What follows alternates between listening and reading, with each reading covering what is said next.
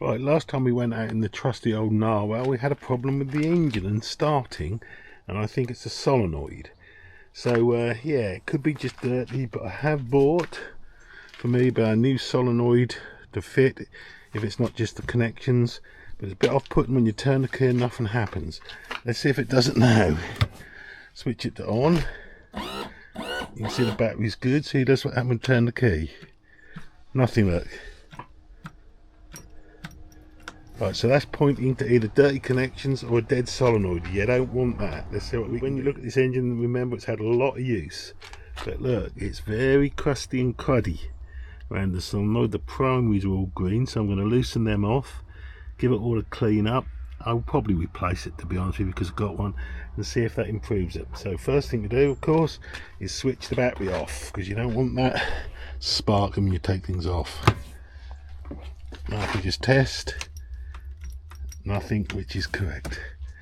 Right, off we go. Let's get the tools. What I'm doing is having a look at those primaries because they look very cruddy, so let's have a clean up of them first.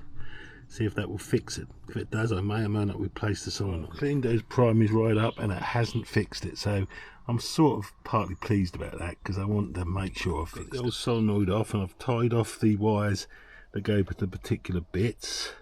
It's not too difficult actually, but always take a photograph of what you take off. And now the two solenoids, the original is a little bit different because it was mounted on rubber.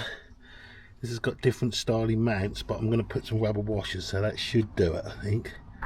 Alright, let's put it back together and see how we get on. Obviously, that goes like that. Right, so we've got the new solenoid on, it's all buttoned on nicely, the positive is protected, the primaries are all on.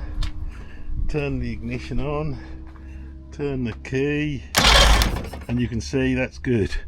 So that's that fixed. I won't do that too long because I haven't got any water connected. Yeah, so that's how to replace your solenoid on, well, any old two-stroke really. This is a Mariner 60, but many old two-strokes have got this size, the old carb models.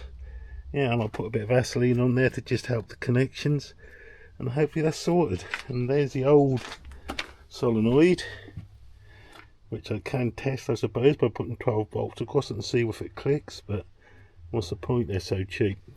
Okay, thanks for watching. Successful job done. I've just put a couple of little bit of rubber bits, put some Vaseline on it, and put some rubber bits over there. I don't know why, just because there's some positives which are positive when you turn the key, but sticking out. I didn't really want them, I think, but I don't know if they did, but there we are.